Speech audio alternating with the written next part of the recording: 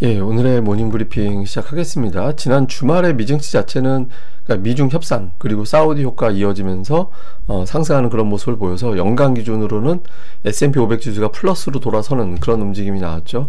그런데 마감하고 나서 무디스에서 미국의 신용 등급을 하향했습니다.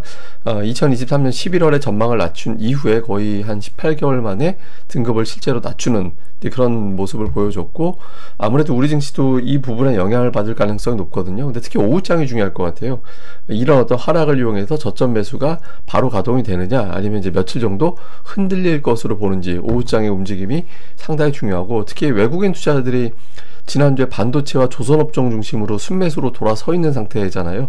그러니까 외국인들의 어떤 기조가 그대로 유지가 되는지, 이게 또 하나의 어떤 매도의 빌미가 되는지, 이 부분도 점검을 해보도록 하겠습니다. 우선 지난주에 이제 미증시가 올라갔는데, 최근에 미증시 자체가 워낙 강하게 올라갔잖아요. 관세 협상이 진행이 된다, 그다음에 뭐 사우디에서 대규모 투자를 받는다, 뭐 이런 것들이 맞물리면서 올라갔는데, 다만 조금 걱정되는 자리긴 했어요. 그러니까 대략적으로 한 20%가량 지수가 올라가면 그 자리 부근에서는 어떤 게 빌미가 되든 하여튼 한동안 좀 조정이 나오는 그런 결과가 나왔었거든요. 그래서 이번에도 이 타이밍에 하필이면 이제 무디스 이슈가 나와서 이게 또 조정의 빌미가 되려나 싶은데, 어쨌든 뭐 나온 뉴스들을 또 참고를 해보면 조정의 강도가 어느 정도 되겠구나 좀 가늠이 되겠죠. 지난 주말에 나온 뉴스들, 우선 그 무디스 이외의 뉴스들도 좀 보면 트럼프가 2, 3주 이내에 주요국에 관세를 정해서 서한을 보낼 거다. 그러니까 이게 뭐 우리나라라든가 일본이라든가 인도, 중국, 뭐 멕시코, 캐나다 이렇게 이제 주요 협상국으로 분류가 되는 이외에는 그냥 통보하겠다라는 거예요. 그러니까 우리가 이렇게 통보할 테니까 그냥 받아. 뭐 협상하려고 굳이 협상할 거면 와서 알아서 이야기하든가 뭐 이렇게 되는 거죠. 실제로 그러니까 미국의 당국자가 한정이 되어 있는데 뭐 100몇 개국 되는 나라를 일일이 다 협상할 수는 없잖아요. 그래서 어쨌든 이렇게 하겠다, 이렇게 이제 이야기를 했고, 그 다음에 또 하나는 미국의 지표가 나왔는데 소비자 신뢰 지수가 50.8, 이게 이제 역대 두 번째로 낮은 수준이었고요. 1년 기대 인플레이션은 7.8%, 그러니까 1년 동안 인플레이션이 얼마나 될 것 같아요? 라고 물어보는 거에 대해서 7.8%, 이거는 1981년 이후에 최대치로 올라갔습니다. 그래서 미국의 어떤 소비자들의 심리는 되게 불안하구나, 이런 것들을 좀 확인을 했는데, 다만 이게 이제 최근에 이거 심리 지표고, 이거는 실물 지표, 뭐 소매 판매라든가 이런 것들이라든가 생산자 물가, 소비자 물가 이런 걸 아직까지는 양호한 수준이 나오고 있잖아요. 그래서 심리는 불안하지만 실물 지표는 아직까지는 버티고 있어서 주식시장 영향은 제한적이었습니다. 그리고 특히 이제 지난주에 글로벌 펀드에 자금이 많이 들어왔거든요. 거의 200억 달러 가까이 들어왔고, 미국 펀드에만 한 120억 달러 정도 들어와서, 그러니까 무역 협상 이후에 투자자들의 투자 심리가 좀 안정이 돼서 어지간한 재료에는 물량을 받아내는 이제 그런 움직임들이 있었습니다. 근데 이제 마감하고 나서 갑자기 무디스에서 미국의 신용 등급을 한 단계 낮추는 그런 걸 이제 공개를 했죠. 그러니까 뭐 주요 이유로는 미국의 부채가 너무 많다, 그리고 이제 금리가 오르고 막 해가지고 이자 비용은 더 커지고 있다. 그런데 미국 정부는 재정 적자를 더 늘리려고 하는 정책을 펼치고 있고, 그러면 이게 재무 건전성이 안 좋은 거 아닌가, 이렇게 돼서 신용 등급을 낮춘다, 이렇게 이제 결과를 내놨거든요. 그래서 뭐 반응들을 보면 뭐 주요 언론사들 별로 이렇게 분석가들이라든가 이런 것들 나온 걸 보면 뭐 받아들일 수 없다, 이런 어떤 주장도 있고, 이게 이제 정치적으로도 굉장히 어떤 경각심을 유발할 수 있다. 지금 감세 정책 준비하고 있는데 이 예산안 편성할 때 변수가 될 수도 있을 것 같다, 이렇게 이제 주장을 하는 쪽도 있고, 또 이제 관세 여파까지 더해지긴 했지만 어쨌든 뭐 S&P 500 지수가 대략적으로 한 100포인트 정도 빠지면 안정되지 않을까, 이게 뭐 심각한 재료는 아닌 것 같다, 이런 주장도 있습니다. 그리고 파이낸셜 타임즈에 보도된 걸 보면 신용 등급 최상위 한두 등급 정도는 차이가 없다라는 거예요. 그래서 그냥 트리플 A든 AA1이든 이거는 차이가 없어서 저걸 그렇게 심각하게 볼 건 아닐 거다. 그래서 심리적으로는 좀 영향을 받겠지만 실질적으로는 영향이 없는 수준이다, 이렇게 보는 시각도 있습니다. 근데 어쨌든 이게 과거의 어떤 기억들이 있기 때문에 투자자들이 초반에는 긴장을 하면서 이제 매도가 나올 가능성이 높죠. 그래서 역대 신용 등급 하향한 이후에 이제 주식시장의 반응을 좀 보면 S&P에서 내렸을 때 그때는 엄청났습니다. 그러니까 첫날 3.8% 빠지고 주간으로는 7.7% 빠지고 다음 주 2.7%, 다음 달에 5.9% 그렇게 빠졌고요. 근데 피치에서 하향했을 때는 이 보시면은 첫날 빠진 거 외에는 비교적 좀 안정적으로 움직였어요.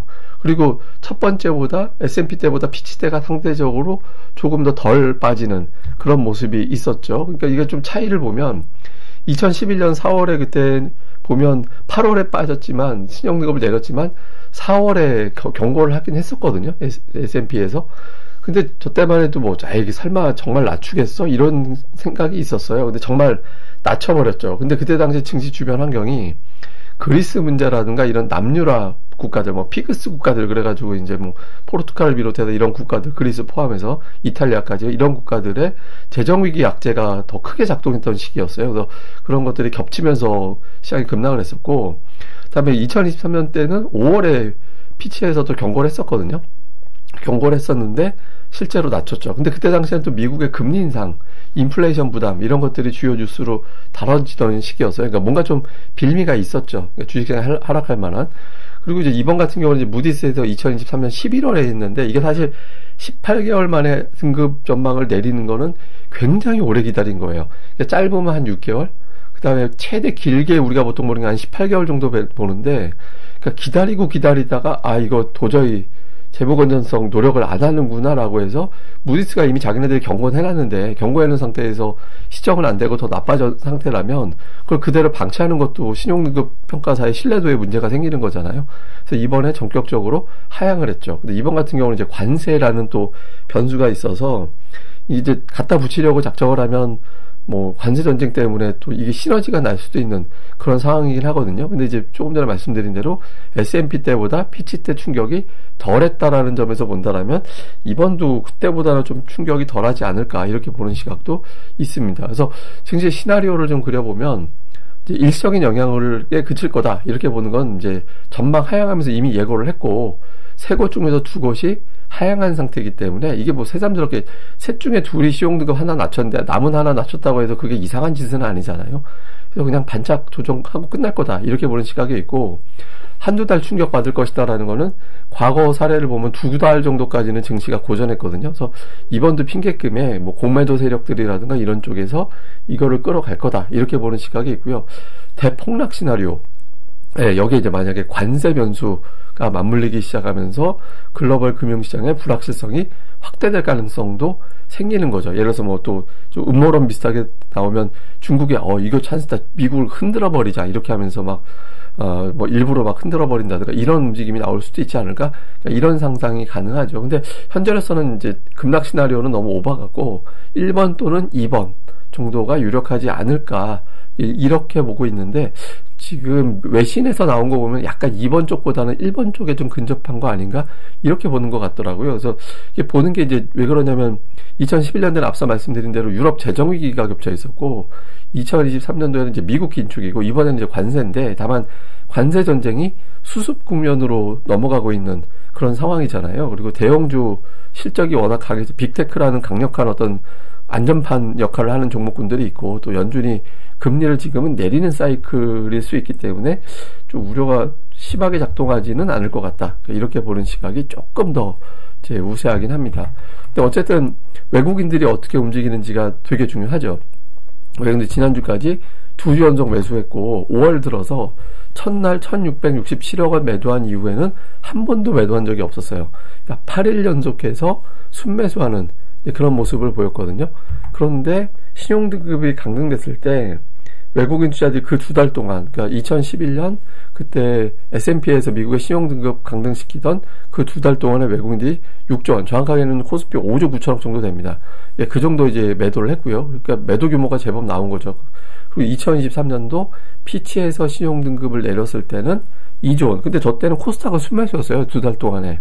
그러니까 첫 달에 매도했다가 이제 둘째 달 중반 넘어가면서부터는 매수로 들어와서 코스닥 같은 경우는 그때 당시에 순매수로 끝났거든요. 저 두 달만 기준으로 놓고 보면. 근데 어쨌든 코스피를 두 경우 모두 다 매도를 했다.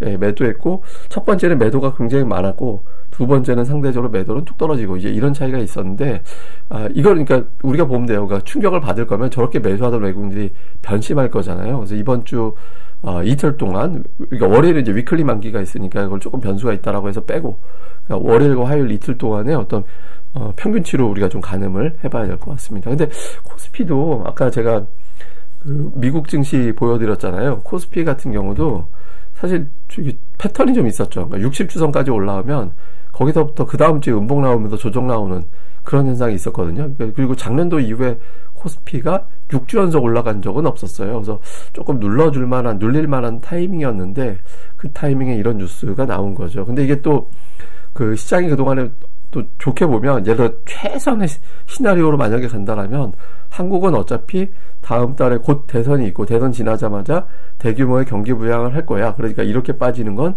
찬스지라고 해서 대기 매수가 아주 생각보다 일찍 가동이 되는 그런 경우 매수가 나올 수도 있죠. 그래서 이런 경우가 좀 가동이 되는지. 근데 어쨌든 뭐 멀쩡한 재료는 아니니까 초반에 조정 시에 어떤 수급이 어떻게 돌아가는지를 좀 봐야 될 것 같습니다. 그래서 요약을 좀 해보면 신용등급 하향하고 나서 미국의 선물이 어느 정도 빠지고, 그러니까 미국의 국채금리가 얼마나 올라가느냐, 이게 되게 중요합니다. 그러니까 근데 이게 금리가 너무 빠져도 문제예요. 그러니까 너무 가파르게 빠지면 또 안전자산으로 자금이 쏠린다라고 보거든요. 그러니까 지금은 안전자산 현재로서는 그 금이나 일본 엔화나 그러니까 이런 것들이 안전자산 역할을 할 가능성이 있죠. 근데 이제 만약에 여기서 미국의 국채금리가 거꾸로 안전자산이 돼버리면 이상한 그림이 또 나올 수도 있거든요. 그래서 어쨌든 요 구도. 그 다음에 이제 외국인 투자자들 시각에서는 이제 전 세계 금융시장을 이탈해야 된다. 돈 빼놓고 봐야 된다. 이런 시각이 있을 수도 있고, 그게 아니라 이거 대안이 되는 나라 증시 사야지 뭐.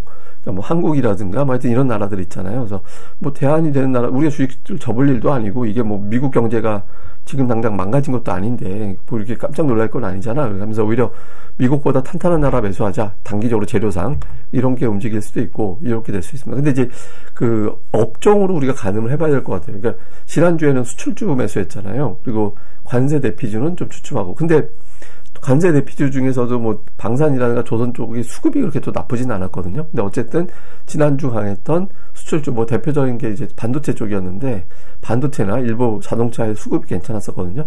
그러니까 그쪽으로 빠지는 걸 계속 누가 받아낸다 이러면 다행인데 그게 아니라 아예 그냥 관세 대피주로 가버리면은 시장은 여기서부터는 좋게 봐도 박스권 이상은 어렵구나 이렇게 될 수 있습니다. 그래서 어느 업종을 또 선택하는지도 잘 봐야 될 것 같습니다. 그리고 코스닥은 이번 주 후반이면 과매도권으로 또 내려가는 사이클이긴 하거든요. 그래서 주초에 시장이 좀 흔들릴 때 수급이나 실적이 좋은 종목군들은 좀 잘 챙겨볼 필요가 있다. 이렇게 보면 될 것 같습니다.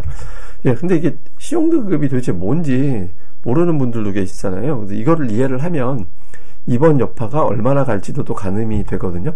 근데 우선 신용등급이라는 건 국가 신용등급은 한 국가가 빚을 갚을 능력이 어느 정도 되는지 평가를 하는 겁니다. 저 회사, 저 국가에 돈을 빌려주면 잘 갚을까 못 갚을까? 그러면 아주 잘 갚을 것 같아. 그런 느낌적인 느낌이 있어. 그러면 가장 좋은 뭐 트리플 A를 주고 그거보다 살짝 아닌 것 같아. 뭐 하여튼 이런 식으로 평가를 하거든요. 그 나라의 어떤 달러가 얼마나 있는지 뭐 부채, 그다음에 경제 정책 이런 것들을 등등을 평가를 해가지고 거기서 이제 따져보게 됩니다. 이런 경제 여건이라든가 정치적인 상황까지 고려를 해서 보게 되거든요. 근데 이게 이제 그 해당되는 국가들의 기업들 자금 조달 금리도 영향을 줘요. 그러니까 국가 신용 등급이 만약에 낮아지면 그 나라의 국채 조달할 때 자금을 빌려올 때 그 금리에도 영향을 주거든요. 그래서 그렇게 되면 거기에 플러스 알파니까 그 기업들의 어떤 자금 조달 금리도 영향을 받죠. 근데 앞서 이제 말씀드린 대로 파이낸셜 타임즈에서는 그 어차피 그 등급이나 1등급이나 그 아래 등급이나 똑같다고 보기 때문에 그렇게 특별히 실질적으로 자금 조달 금리는 영향을 없다 이렇게 보기도 합니다. 참고로 한국은 무디스는 AA2, S&P는 AA, 그다음에 피치는 AA- 이 정도 되거든요. 근데 이제 요번에 미국 등급이 내려가면서 미국은 최상위 등급의 바로 아랫단으로 내려간 거예요. 근데 이제 파이낸셜 타임즈에는 저 윗단계나 이 아랫단계나 이건 별 차이가 없다라고 보는 거죠. 네, 그리고 이제 우리나라는 아주 최상단에 그러니까 최고는 아니지만 그 아랫단에 있는 상당히 높은 어떤 등급 안에는 다 들어가 있거든요. 그래서 우리나라 이제 등급은 상당히 좋은 편인데, 근데 어쨌든 이제 이게 미국이 빚을 갚을 능력이 없다라고 생각하기는 사실 어렵잖아요. 예, 그래서 이걸 생각을 해본다면은 이 재료 자체는 되게 심각한 건 아니에요. 미국이 파산하거나 그런 문제도 아니고, 그리고 최상위 등급의 신용 등급을 아직은 가지고 있기 때문에. 근데 중요한 건 뭐냐면 이걸 가지고 핑계김에 흔들어야겠다. 최대한 뉴스를 부풀려 가지고 흔들어야겠다라고 이제 공매도 세력들이라든가 이런 쪽에서 흔들어 버리면 그대로 핑계 끼면 흔들릴 수 있는 위치거든요. 지금 우리나라 뭐 지수도 그렇고 미국 지수도 그렇고. 근데 이걸 틀어막을 정도의 대기 매수세가 가동이 되는지, 아까 제가 이제 외국인들 동향으로 가늠을 해보자라고 말씀드렸잖아요. 그래서 오늘과 내일 외국인들의 동향을 가지고 그 강도를 가늠을 또 해보도록 하겠습니다. 예, 그럼 또 오늘 하루 또 잘 보내시고요. 저는 또 다음에 뵙겠습니다. 그리고 시장이 만약에 이상하게 돌아가면 장중에 또 긴급 방송 열 수도 있으니까 이거 좋아요와 구독하기, 알림 설정까지 꼭 좀 부탁드립니다. 예, 감사합니다.